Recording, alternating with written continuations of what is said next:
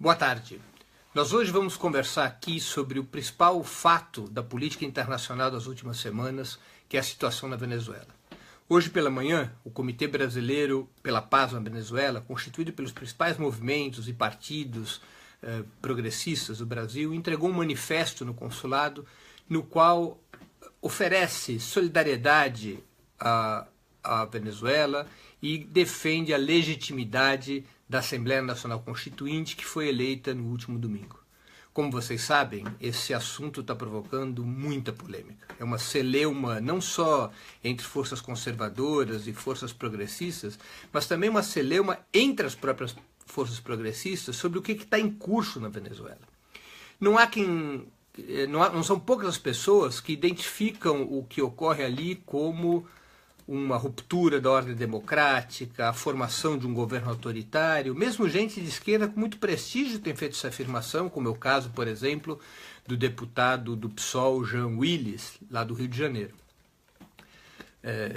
Essa é informação também que é transmitida, defendida e exposta pelos principais meios de comunicação do mainstream, os principais meios monopolistas de comunicação, no Brasil e no exterior, classificando claramente o governo do presidente Nicolás Maduro como uma ditadura. Os Estados Unidos, através do Departamento de Estado, lançaram nota com esse tipo de afirmação, vários países da União Europeia, vários governos latino-americanos, incluindo o governo brasileiro, por maior que seja a ironia que um governo fruto de um golpe se sinta na moral de acusar qualquer outro governo de autoritarismo. Enfim, há uma polêmica em curso e sobre ela que nós vamos conversar. Esse é um debate fundamental para todas as pessoas, homens e mulheres, que acompanham a situação internacional, que têm interesse pela situação latino-americana e, evidentemente, estão preocupados, estão atentos à situação venezuelana. As forças que hoje estão na oposição ao governo Maduro e que o denunciam por autoritarismo, que acusam a Assembleia Constituinte de ser ilegítima ou até mesmo uma fraude, são forças que exercem seu papel político já há muito tempo. São as mesmas forças, por exemplo, que apoiaram o golpe de Estado contra o presidente Hugo Chávez em 2002. Vocês devem estar lembrados, aqueles que não estão lembrados eu trato de comentar, vocês depois podem pesquisar. Em 2002, em abril de 2002, um golpe cívico-militar derrubou o presidente Hugo Chávez, que conseguiu retornar ao poder 72 horas depois, por conta da pressão popular e por conta de setores das Forças Armadas que não aceitaram a ruptura constitucional. Essas forças que deram o golpe contra o presidente Hugo Chávez eram compostas pelos principais jornais e estações de rádio e televisão da Venezuela, pelos partidos de oposição, com apoio dos Estados Unidos, com apoio do governo conservador da Espanha na época, com apoio dos setores conservadores no Brasil e no resto da América Latina, e também acusava o presidente Hugo Chávez de autoritarismo, etc, etc, etc. Mas, evidentemente, foram essas forças que, concretamente, jamais aceitaram que um governo popular, um governo nacionalista, um governo com um programa de defesa dos interesses populares, viesse a governar um país tão rico como a Venezuela, que é considerado uma das maiores, se não a maior reserva petroleira do mundo. Jamais foi aceito esse resultado. Recuaram no primeiro momento, quando as urnas deram a vitória ao presidente Hugo Chávez, e desde então, inapelavelmente, essas forças têm tentado desestabilizar, combater, impedir os trabalhos do governo Hugo Chávez até 2013, quando falece o então mandatário, e depois com a eleição do presidente Nicolás Maduro. Não foi apenas o golpe de 2002. Em 2003, essas mesmas forças fizeram um movimento conhecido como o Paro Petroleiro, que era o quê? Um lockout, uma greve empresarial, cuja ideia fundamental era parar o setor do petróleo quando o governo havia adotado um conjunto de leis e medidas para fazer com que a PDVSA, a Petrobras deles, ficasse efetivamente sob o controle do Estado e não sob o controle da tecnocracia, dos grupos privados que tinham tomado conta da PDVSA no passado, nos governos anteriores ao do Hugo Chávez. golpe de 2002, paro petroleiro de 2003, referendo de 2004, a Constituição venezuelana aprovada em 2000, ela criava uma figura que era do referendo revogatório, uma parte do eleitorado, se viesse a subscrever, depois da metade do mandato do presidente, por exemplo, viesse a subscrever a convocação desse referendo, esse referendo teria que ser automaticamente convocado, a oposição conseguiu 20% das assinaturas, houve o referendo, eles perderam o referendo. E depois de 2004 voltaram seguidas vezes a sabotagem econômica, a fuga de capitais, a tentativas de derrubar o governo Chávez e depois o governo Maduro de formas não constitucionais. A Venezuela, portanto, tem sido nesses últimos anos um território de confrontação entre dois projetos, entre dois blocos políticos. E essa confrontação, em muitos momentos, como é o caso agora, se transforma em uma confrontação que divide o país, que leva a uma situação de risco, até mesmo no limite de risco de guerra civil. A raiz do problema, a origem do problema, está no fato de que as forças que perderam o comando do Estado em 98, quando eleito presidente Hugo Chávez, elas não aceitam que a Venezuela mude. Elas não aceitam que o petróleo da Venezuela esteja sob o controle do Estado venezuelano.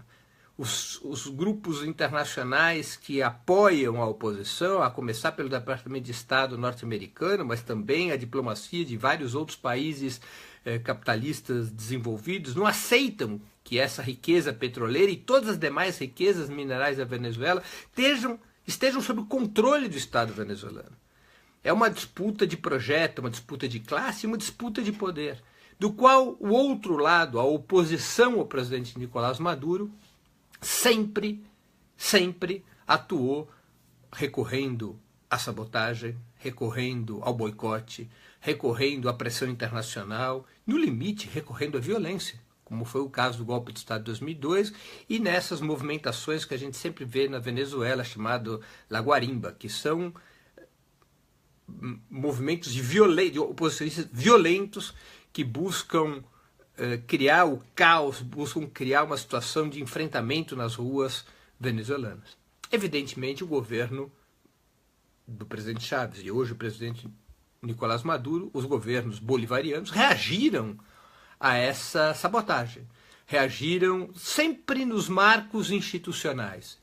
Dentro dos marcos institucionais, claro que houve momentos de repressão. Ou seja, claro que situações de sabotagem, de boicote, de golpe têm que ser enfrentadas pelas forças repressivas do Estado. Isso ocorre na Venezuela, como ocorre nos Estados Unidos, como ocorre na França, como ocorre em qualquer outro país. Ou seja, quando as forças oposicionistas rompem a legalidade, rompem a Constituição, os aparatos repressivos do Estado têm que agir, têm que impedir que a violência prospere, têm que impedir que o golpismo prospere. E os governos bolivarianos, eles reagiram a essa sabotagem. Repito, dentro dos marcos da institucionalidade todo o tempo. Para vocês terem uma ideia, quando houve o golpe de Estado de 2002, em qualquer lugar do mundo, a começar pelos Estados Unidos, o principal crítico do processo bolivariano, teria ocorrido julgamentos, prisões, largas condenações, cassação das emissoras de televisão que apoiaram o golpe, fechamento dos partidos que participaram da conspiração, prisão dos seus líderes. Nada disso aconteceu na Venezuela. Nenhuma emissora de televisão foi cassada, apesar de quase todas terem apoiado o golpe de 2002. Nenhum partido foi colocado na ilegalidade, apesar de todos os partidos de direita terem apoiado o golpe contra o presidente Hugo Chávez. Nenhuma liderança relevante foi presa ou sequer julgada, só uns 2 ou 3 que tiveram uma participação mais claramente criminosa e que os seus próprios aliados os abandonaram. O presidente Hugo Chávez derrotou o golpe e manteve o país dentro da mais ampla condição de liberdade de expressão, de organização. Nem sequer estado de sítio foi convocado. Imaginem vocês se um golpe de Estado ocorresse nos Estados Unidos. O que teria feito o governo americano? Parem e pensem no que teria feito o governo americano numa situação como a que viveu Hugo Chávez em 2002, ou em 2003, ou em 2004, ou em vários outros momentos da história recente da Venezuela. Diante dessa crise, dessa confrontação aberta, o governo venezuelano vem buscando encontrar saídas. Em 2015, foi eleita uma Assembleia Nacional com maioria oposicionista. As forças conservadoras conseguiram, basicamente em função do desgaste provocado pela situação econômica, inflação, crise cambial, desabastecimento, em função dessas condições econômicas, em grande medida provocadas pela sabotagem dos setores empresariais, pelo blackout de investimentos, pelo cerco internacional. Em grande medida, essas condições econômicas foram provocadas pela própria ação política da oposição de direita. Enfim, em função dessas condições, os partidos conservadores conseguiram formar a maioria na Assembleia Nacional. O que é legítimo, faz parte da democracia, o governo aceitou o resultado. No entanto, essa Assembleia Nacional, ao invés de atuar dentro dos marcos da institucionalidade, começou a tomar decisões que feriam a Constituição.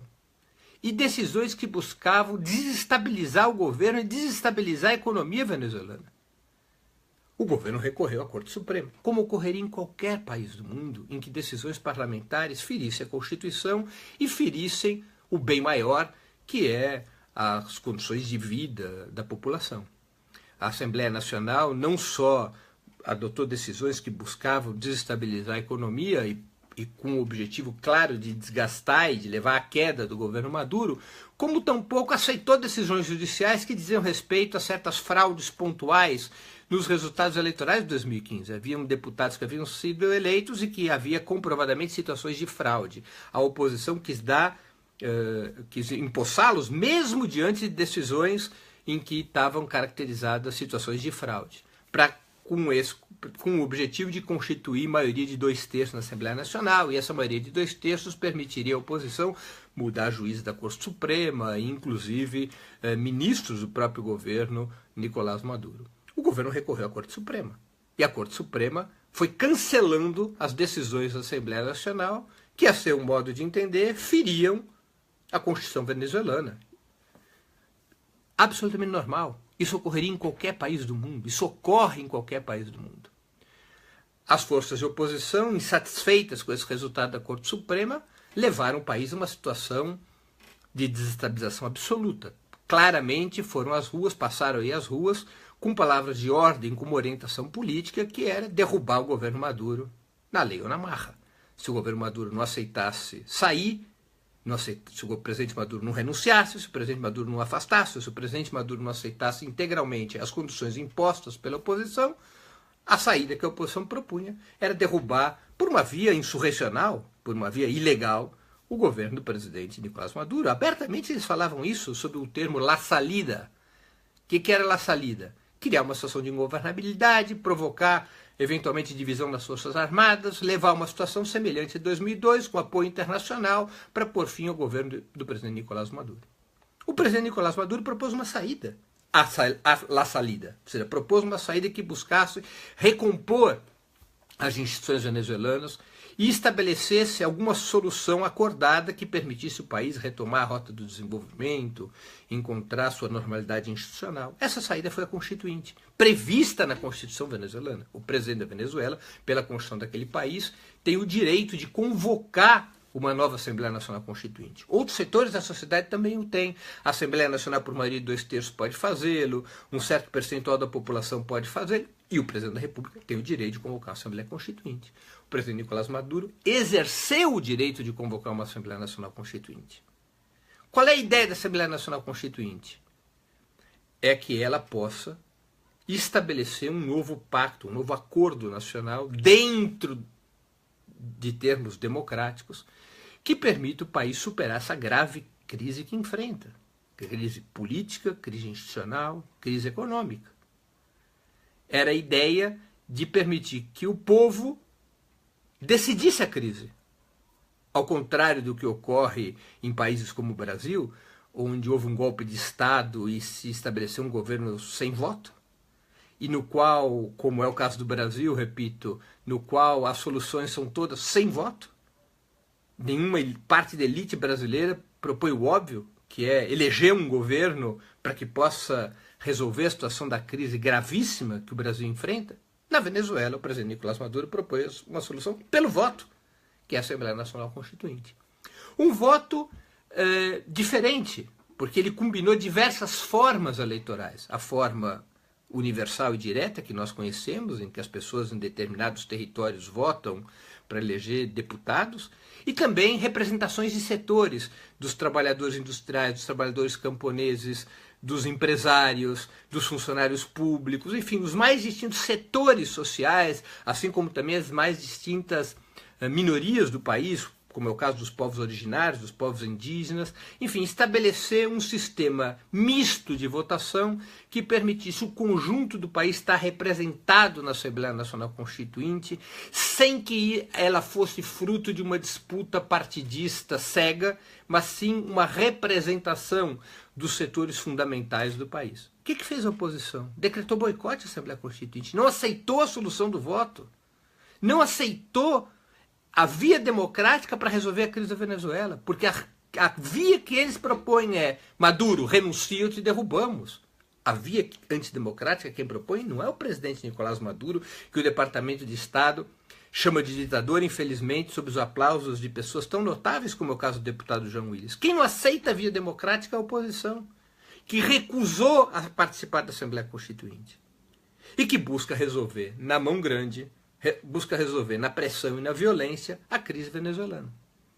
A Assembleia Constituinte teve 8 milhões de eleitores no domingo. É uma votação muito expressiva, muito acima daqueles que votaram no plebiscito contra a Constituinte convocado pela oposição há algumas semanas atrás. Um plebiscito, aliás, esquisitíssimo, porque a oposição fez a votação sem uma organização oficial, a oposição fez a votação, anunciou que 7 milhões e tantos tinham votado e mandou queimar as cédulas. Ninguém pôde revisar, ninguém pôde investigar, ninguém pôde fazer uma apuração se aquele resultado era verdadeiro ou não, porque eles mandaram queimar as cédulas, ao contrário do que aconteceu na eleição da Constituinte agora. 8 milhões de pessoas votaram, surgiram suspeitas de que pudesse ter havido alguma fraude, setores determinados da oposição acusaram fraude, setores internacionais acusaram fraude, até mesmo a empresa que participa da organização das eleições colocou sob suspeita 1 milhão dos 8 milhões de votos. O que fez o governo Maduro e os constituintes eleitos?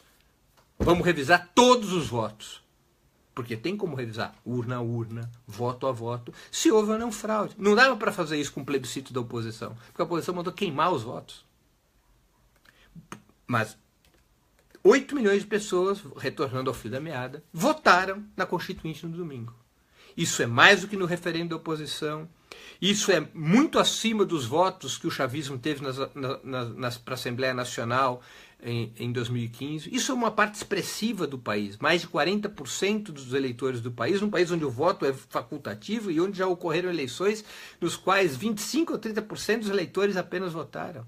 É um voto de confiança mais do que no presidente Nicolás Maduro. É um voto de confiança no sistema democrático originário da Constituição aprovada pelo presidente, aprovada sob a liderança do presidente Hugo Chávez no início do século. A Constituinte, portanto, tem uma legitimidade originária pelo número de eleitores, pelo processo de convocação e pela forma como foram eleitos seus deputados. Ela é uma instância superior que permite ao povo venezuelano encontrar caminhos, decidir caminhos, enfrentar a crise institucional, enfrentar a crise econômica. Bem disse a ex-chanceler Delcy Rodrigues, atual presidente, hoje foi eleita presidente da Assembleia Nacional Constituinte, ela disse: a Constituinte não está sendo votada para esmagar inimigos, está sendo feita para o país poder reconquistar a paz, para poder haver uma saída pacífica e democrática para o país. Esse é o objetivo que pretende o chavismo. O chavismo pretende evitar a guerra civil. Quem carrega a bandeira da guerra civil é a oposição. Quem carrega a bandeira do rechaço às instituições democráticas é a oposição. Quem não compreende que o país só tem o caminho da democracia a seguir é a oposição. Historicamente tem sido a oposição. O governo do presidente Maduro pode ser criticado por muitos pontos. Cometeu erros, como todos os governos cometem, cometeu até atropelos, mas é inegável que é o governo Maduro quem tem proposto soluções de pacificação do país dentro da democracia. Quem historicamente recusa o caminho da paz e da democracia é a oposição de direita, infelizmente às vezes com gente de esquerda batendo palma para maluco dançar. Como é o caso, repito, do deputado João Willis, que mergulhou na onda, caiu na cantilena que historicamente vem do Departamento de Estado. Vocês já viram o Departamento de Estado norte-americano criticar a Arábia Saudita, que é o país que mais viola direitos humanos no mundo? Vocês já viram esses aliados, esses governos autoritários, ditatoriais, que são aliados dos Estados Unidos, receberem crítica do Departamento de Estado? É puro oportunismo. O Departamento de Estado americano denuncia como desrespeitador de direitos humanos e é seguido por vários países europeus e latino-americanos aquelas nações nas quais o povo elegeu coalizões de poder, partidos políticos ou blocos sociais que se contrapõem aos interesses norte-americanos. Basta isso para serem considerados violadores dos direitos humanos da democracia. É puro cinismo, pura hipocrisia. Pura hipocrisia. O fato de que o governo Nicolás Maduro tenha concluído o processo de apropriação das principais riquezas do país, especialmente as riquezas petroleiras e outras riquezas minerais, de apropriação pelo Estado, pelo poder do povo dessas riquezas, retirando esses fundos de acumulação das mãos dos grupos privados, bastou isso para carregar o ódio dos Estados Unidos, das grandes corporações internacionais e dos seus aliados políticos dentro e fora da Venezuela. É disso que se trata. Claro que é um festival, a imprensa mundial busca criminalizar o governo Maduro. E é importante que homens e mulheres com compromisso democrático estudem essa situação, busquem se informar sobre essa situação. Não caiam na cantilena dos meios monopolistas de comunicação e na cantilena de países como os Estados Unidos, governado por um sujeito reacionário como Trump.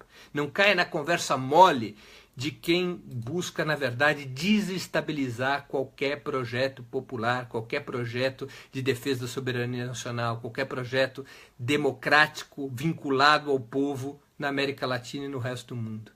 Defender o processo da Assembleia Constituinte na Venezuela é a defesa da democracia, é a defesa da independência, é a defesa da soberania nacional, é a defesa de um modelo de desenvolvimento com todos os seus erros que permitiu combater a desigualdade de renda e riqueza. A Venezuela é o país, de acordo com a ONU, que mais distribuiu renda e riqueza no mundo nos últimos 20 anos. É disso que se trata. E é isso que está sendo combatido por quem aponta o dedo para a Constituinte venezuelana e quem chama o presidente Nicolás Maduro de ditador. Ao contrário, o chavismo na Venezuela foi a grande experiência democrática que esse país já viveu. É a grande experiência de ampliação de direitos do povo, com todos os erros que cometeu e que eventualmente continue a cometer. O que está em jogo lá são dois lados, claramente. Um lado que defende a continuidade desse processo, sua retificação, correção dos seus erros, mas a continuidade deste processo no qual o povo passa progressivamente a ser o dono das grandes riquezas do país, um processo no qual se expande o mercado interno, se expandem os direitos sociais, se expandem as condições de vida e renda do povo trabalhador, e um outro projeto, que é voltar a ser tudo como era, que é o governo corrupto e da plutocracia, a concentração de renda e riqueza, o petróleo a serviço das grandes corporações internacionais, os baixos salários, o desemprego, que era o que havia na Venezuela antes do ascenso do presidente Hugo Chávez. Dois lados muito claros, não tem um terceiro lado ali. O lado da Constituinte, da defesa da paz e da democracia, ou o lado do golpe que já foi tentado em 2002, que foi tentado em 2003 e que novamente está sendo tentado agora sob a bandeira da luta contra a Constituinte em nome de uma pretensa defesa da democracia.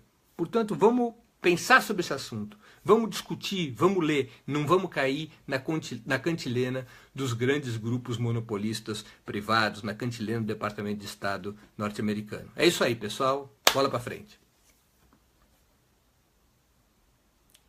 Apoiaram o golpe de Estado contra o presidente Hugo Chávez em 2002. Vocês devem estar lembrados, aqueles que não estão lembrados eu trato de comentar, e vocês depois podem pesquisar. Em 2002, em abril de 2002, um golpe cívico-militar derrubou o presidente Hugo Chávez, que conseguiu retornar ao poder 72 horas depois, por conta da pressão popular e por conta de setores das Forças Armadas que não aceitaram a ruptura constitucional. Essas forças que deram o golpe contra o presidente Hugo Chávez eram compostas pelos principais jornais e estações de rádio e televisão da Venezuela, pelos partidos de oposição, com apoio dos Estados Unidos, com apoio do governo conservador da Estário, mesmo gente de esquerda com muito prestígio tem feito essa afirmação, como é o caso, por exemplo, do deputado do PSOL, Jean Willis, lá do Rio de Janeiro. Essa é informação também que é transmitida, defendida e exposta pelos principais meios de comunicação do mainstream, os principais meios monopolistas de comunicação no Brasil e no exterior, classificando claramente o governo do presidente Nicolás Maduro como uma ditadura. Os Estados Unidos, através do Departamento de Estado, lançaram nota com esse tipo de afirmação, vários países da União Europeia, vários governos latino-americanos, incluindo o governo brasileiro, por maior que seja a ironia, que um governo fruto de um golpe, movimentos e partidos progressistas do Brasil, entregou um manifesto no consulado no qual oferece solidariedade à Venezuela e defende a legitimidade da Assembleia Nacional Constituinte que foi eleita no último domingo. Como vocês sabem, esse assunto está provocando muita polêmica. É uma celeuma não só entre forças conservadoras e forças progressistas, mas também uma celeuma entre as próprias forças progressistas sobre o que está em curso na Venezuela. Não são poucas as pessoas que identificam o que ocorre ali como uma ruptura da ordem democrática, a formação de um governo autoritário.